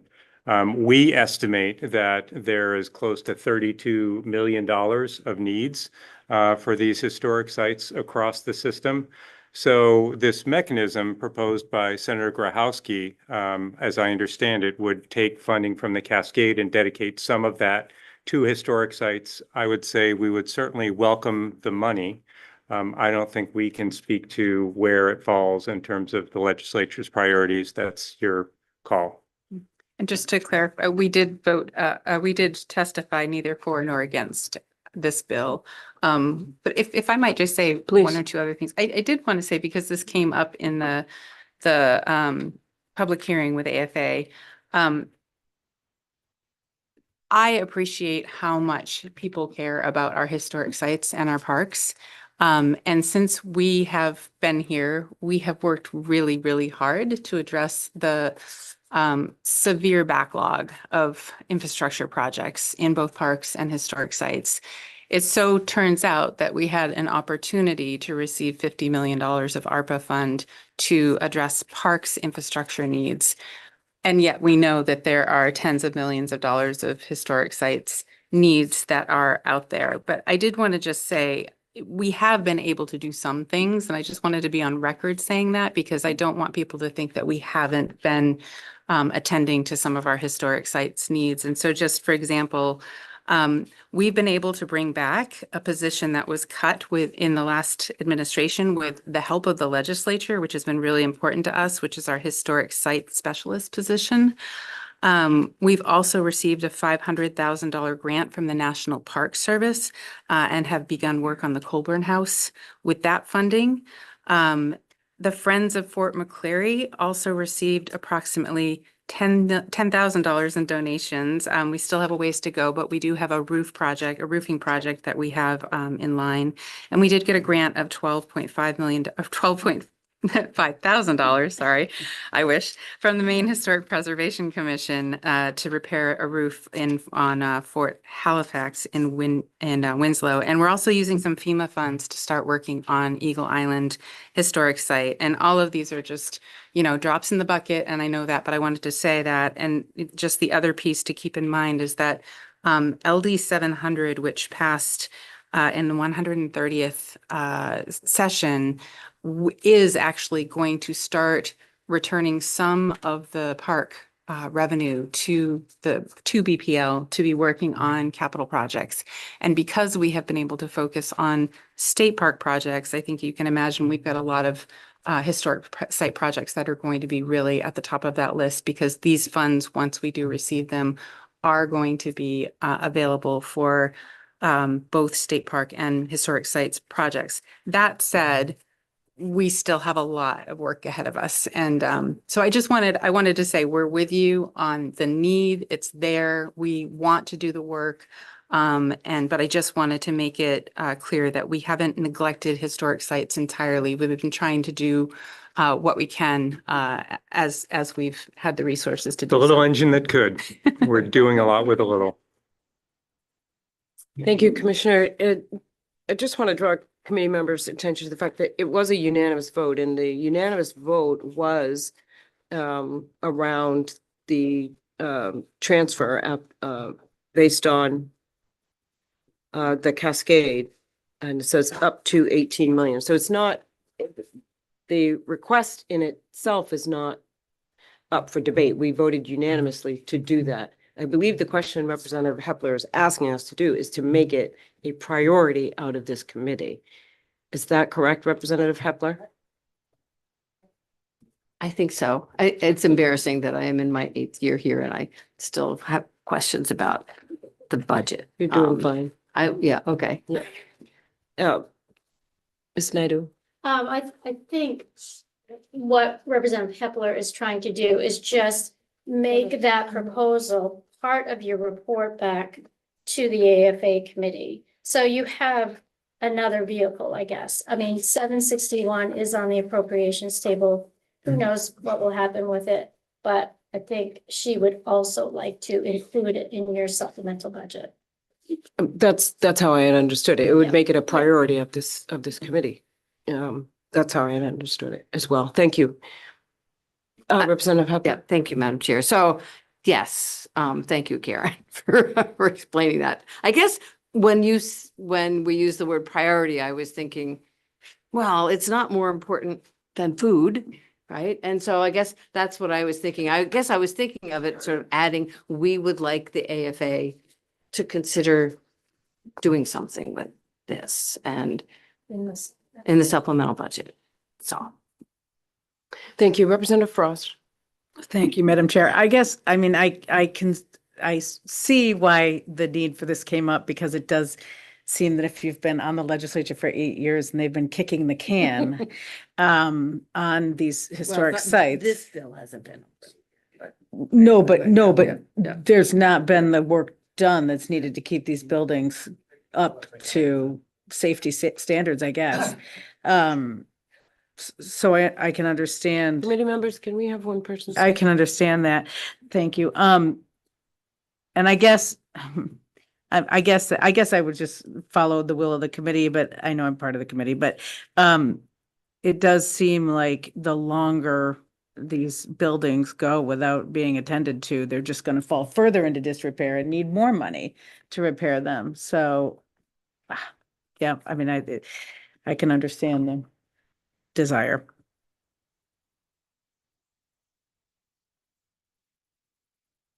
Any other comments, committee members? Do folks want some time to think about this? We, The report is back is due tomorrow. no, I understand that, but we would have to make a decision on putting this amongst, my words, priority. It passed already. You know, it's already. It's on the table. It's but- on the table Yeah. and we're being asked to identify it within our report back as a priority. Or as part of the supplemental budget. Yeah. Yeah.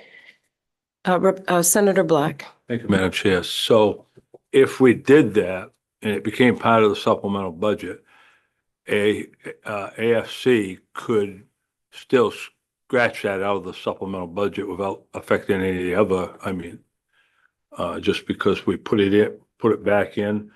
Am I understanding that correctly, or does it jeopardize some of the other budget? Senator Black, I'm just reading the fiscal note and the last line in the fiscal note says the bill requires up to 18 million of any remaining balance, la, la, la. And then it says, as the fifth priority to the Department of Agriculture, Conservation and Forestry, Parks, General, adding this priority, that's why I keep using the word priority, will suspend any funding for other statutory priorities of the cascade that fall after the transfer. So I'm just taking the language from the fiscal note, and it says, as the fifth priority of to the Department of Agriculture, Conservation, Forestry, Parks. So that, just pointing it out that that's the language on the fiscal note. So if you all want to just refer to that for helping guiding our conversation, Representative Frost. Is there an easy way to locate what priorities 1 through 4 are? Probably discuss that. I can Oh. try to find something. Yeah, I just didn't know if there was a way to find it passed on the legislative And website. thank you, Representative Frost. And again, I mean, heeding the words of the commissioner that this is important. And I believe the unanimous vote out of this committee indicated that it's very important. What I personally am struggling with is whether or not I want to make this a priority for the supplemental budget report back for the committee. And I do see that, Commissioner, there is, yes, someone that would like to add to this, and you're more than welcome to join the commission. I don't think you should probably, yeah, why don't you stay? If you could state your name and affiliation for the record. Senator, my name is Alan Stearns. We've recently formed the Friends of Parks and Lands to help as much as we can in moments like this. And I want to thank you for struggling with this issue, for championing the issue. I think Senator Talbot Ross is exactly right that the language of 761 made an awful lot of sense 12 months ago. But since that 12 months ago, when the appropriations did not run committee did not run the table, the cascaded. We're now 12 months later with a different fiscal posture. I'd invite Opla to jump in if anything I say isn't, or just give you facial expressions if anything isn't true. So precisely adopting 761 doesn't make much sense. The Appropriations Committee is struggling with 100 new priorities and diversions and rankings, and everybody's looking for money however they can. So 761, as worded today, doesn't quite make sense. I think Representative Hepler might be wanting to ask the committee to merely vote to urge in its report back today that the Appropriations Committee prioritize historic sites by getting them into the discussion right now into the supplemental budget with as much money as is available.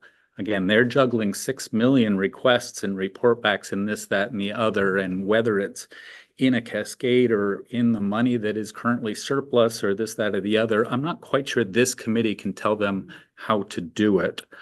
But to say, from our perspective, we wish the governor had put it in the supplemental budget. The cascade was there for the governor to propose a budget. It didn't happen. So the governor didn't put it in the supplemental budget. The legislature should, because if it's just left on the appropriations table for 2 or 3 more months, there's no, there is money that cascaded that is going out the door, and now is the opportunity for this committee to report, at Representative Hepler's suggestion, for this committee to report to AFA that you would like AFA's amendment to the governor's supplemental budget, if not the governor's change package, which is perfectly possible, to fund state historic sites by whatever mechanism they might find. So by whatever mechanism rather than the precise language of 761. Thank you, Mr. Jones. Any questions for Mr. Stearns? Thank you for that information. We appreciate you being here. Comments? Comments? Yeah. Senator Black. Thank you, Madam Chair. I know that it's needed, and for me to put it to a priority, I just don't feel I can do that because of concerns of, just like what we just got done talking about, the $8 million there. And I know from being in the ag community, we've got farmers that are struggling just to keep going, and all kinds of programs within the department that could use tons of money, in the department that could help out in the field. And so I'm not going to be able to vote to put it as a priority. Thank you, Senator Black. Other comments? Yes, Representative Cooper. Yes, thank you. I gotta say, I agree with Senator Black on this. I just think the total volume here with all the requests out there, potentially we could lose some important programs that we need funding for. I did fully agree that we needed to have been funding these historical sites years ago, rather than trying to catch up at the present time. But I am concerned about losing funding for critical projects already in the works. Thank you, Representative Cooper. Others? Representative Hepler, then Representative Frost. No, yeah. Thank you, committee.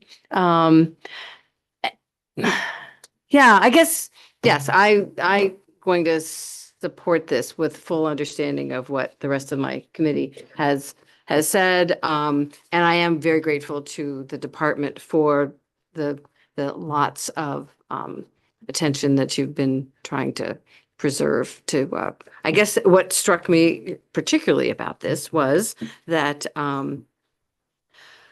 was the American Revolution, right? I mean, the Colburn House, the Fort George, I think there's probably some aspect, I don't have it right in front of me, but so that kind of, it's this little, for me and for lots of us, if we're only going to do 250 years at a time, this is the time to do it. So that's all. But thank you. I appreciate everybody's attention. Representative Frost. Thank you, Madam Chair. I was trying to remember, Karen, maybe you can help out. Did Senator Grahowski bring this first to VLA because of the Cascade Fund? I'm No, trying, no, I don't think so, but she got the idea from the other items, the other previous 4 items, like, oh, the Cascade could go towards, and some of them are named in the actual, one is the Reserve for General Fund Operating Capital pursuant to Title V, Section 1536. I looked at 1507 and 1511 in Title V, and I read it, and I don't know what it means. And then I'm sure someone in OPR could like articulate it better. And then there's also the 4th item that's on the Cascade is the Retiree Health Insurance Internal Service Fund. So all of these are in Title V. And so she had the idea, oh, well, maybe historic sites could get some of the Cascade. so full disclosure to everyone, I do serve on VLA. It's just that these 2 committees are blending, especially as these sessions get later and later. Yeah. So apologies for that. Other comments from the committee? Representative Pluker. Thank you, Madam Chair. I'm with you, Representative Hepler. The one thing I'm wondering is if you're not going to get a strong vote out of this committee, if that actually does 761 harm when being contemplated in later on by AFA. So strategically, I'm just offering count whatever you might think. No need to comment. I will add, if this helps you contemplate what Representative Pluker offered, that I would not be supporting this measure either, without having the full context of all of the priorities that are going to be looking at the Cascade. I can't put this in the right I can't figure out if it is a priority or not, because of some of the comments Senator Black made. I am also very much wanting to see our historic sites and our parks and our lands receive monies like this. It feels to me that that is part of Maine's heritage, just like our along with our heritage industries that we want to help. But in lieu of discussions about losing farms and not being able to feed people, and we're at less than 10% of reaching our goal on food insecurity, and just so many other pieces, housing, and it's not something that I can support putting into our report back to AFA as a priority at this time, while I do support the effort. So if that helps. Yes, Representative Hepler. So perhaps what I'm hearing is that instead I should be lobbying AFA to fund LD 761. I'm not sure we can give you that advice over. Okay. Okay. Yeah, my son would say, you do you. But do you want to make any other statement about moving forward with it? Because you did offer a motion at one point. So yeah, so perhaps I should strategically rescind. I don't know, but you made a motion. It was not It was, it I thought. seconded? I don't do know, not believe but- it was seconded. Okay. Yeah. I believe it was not seconded. Yeah. Yes, Representative Frost. Thank you. Thank you, Madam Chair. I'm just going to ask Madam Nato if she has, do you have any other suggestions other than to just turn this down and lobby appropriations? I'm gonna, so I'm just gonna interrupt here, Representative Frost. That question feels out of order for the chair, so, yeah, so I'm gonna, yeah. I love this committee.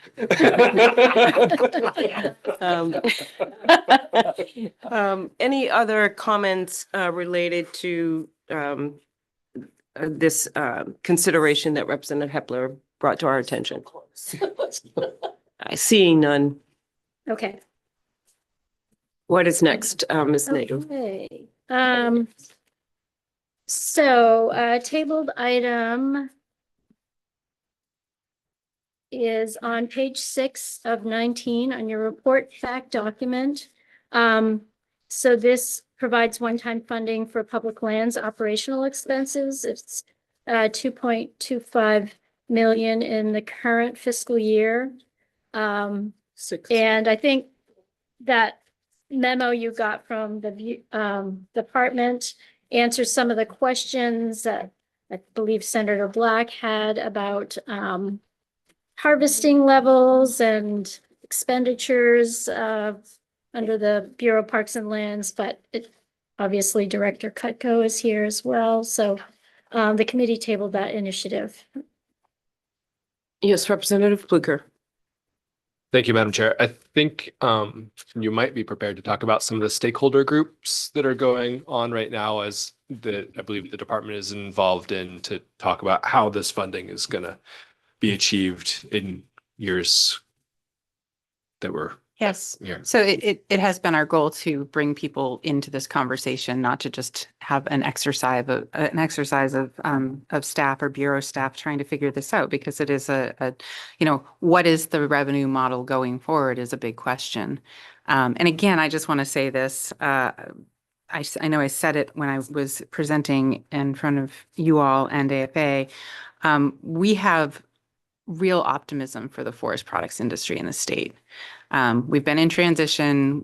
We've had some ups and downs, but ultimately we have real optimism. So I think what we're talking about is needing to, build a different model, but with the hope that we're not going to, timber revenues will be part of that picture. It's just right now it's less as opposed to needing to look for other streams of revenue. So we've already started putting together a plan to, pull in and get feedback from different stakeholder groups that we work with.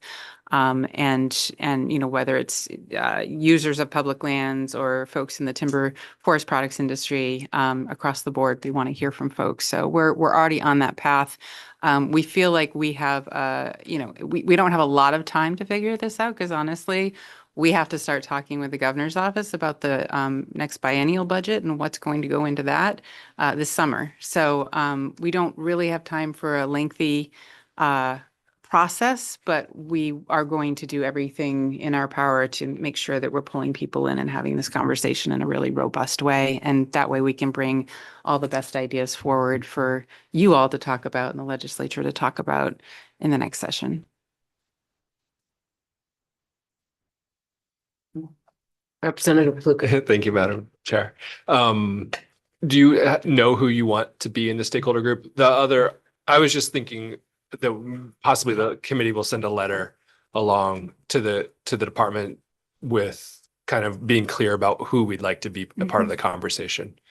Or if you already have ideas, love to hear them. We would welcome your input. Absolutely. And so if a letter feels like the right way to go, that's great. And we can work with you, outside of this, work session on the budget to figure out, make sure that we're all talking and thinking about similar list of people or organizations. Great. I would move, sorry. Is it okay?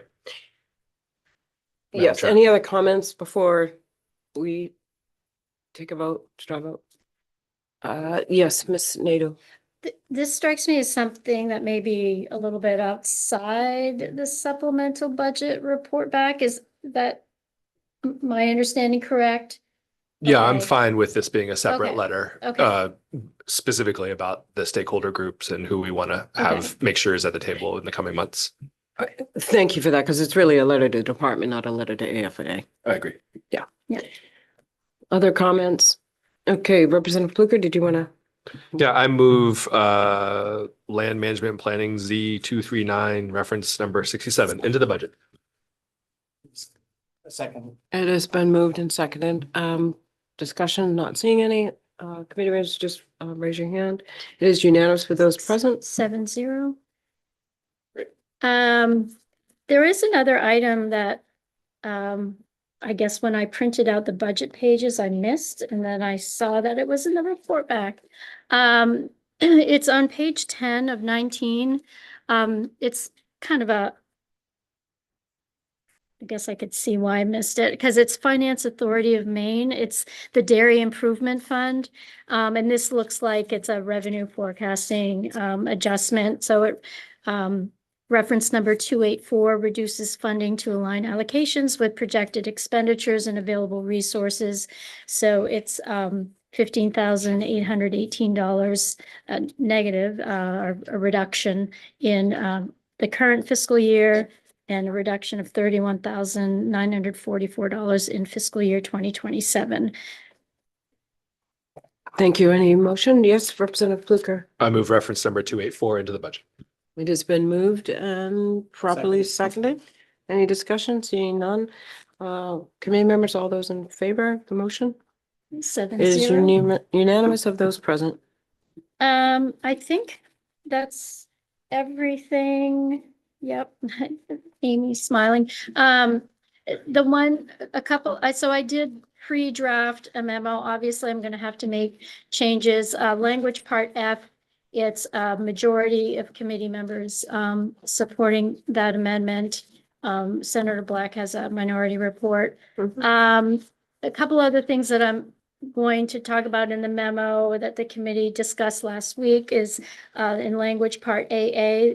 There are two sections, AA2 and AA3, that have to do with transferring personal services for initiatives relating to the Maine Natural Areas Program. So we're just highlighting to the Appropriations Committee, fiscal year 26 is fine, but if LD 2118 moves forward, then those transfers should happen within the Department of IF&W. So and I did kind of work with Amy a little bit on getting the correct language.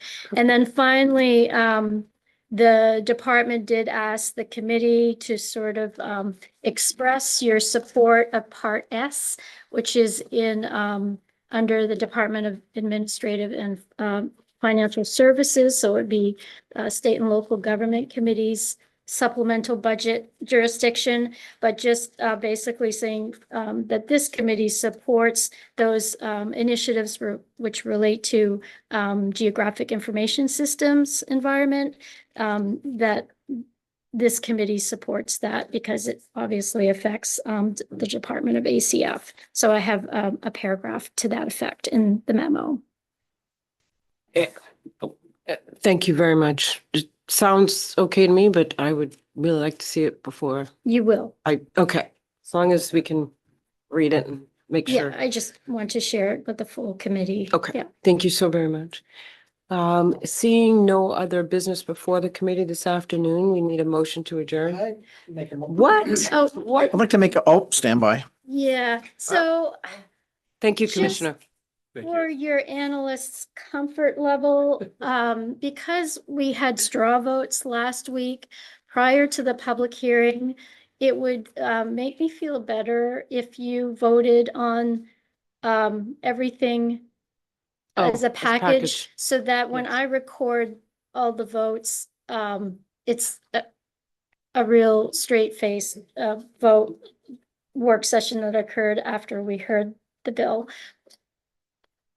Just to kind of really button it up and be above Thank you board. for paying attention to that. Yeah, So we need a motion. as long as we have 7. Okay, good. Do you want a roll call vote or? No, Okay. no, and I can review things if you have any questions, but I move okay. that all of our straw votes that we took last week and this week be included and reflected in our report back letter to AFA. It has been moved and now properly seconded. Second that. Yes. Any discussion? Seeing none. All those in favor? It is unanimous of those present. Now, if we can move, thank you very, very much for keeping us to also- task. Karen, would you just give us, I'm sorry, Representative. would you just give us a rundown of what we're looking at for the coming week in terms of committee meetings? Oh, right. So, so we still have one other concept draft to vote, 473. We also, I'm hearing, have a late filed major substantive rule relating to poultry carcasses under 1,000 birds. And I believe I'm hearing that it was, the ballot was circulated with the council, and I think at least your presiding officers said that the council's let it in. I don't know. But so we will probably get a major substantive rule resolve. And we need a work session on 299. And then a work session on 299. Yes, thanks for the reminder.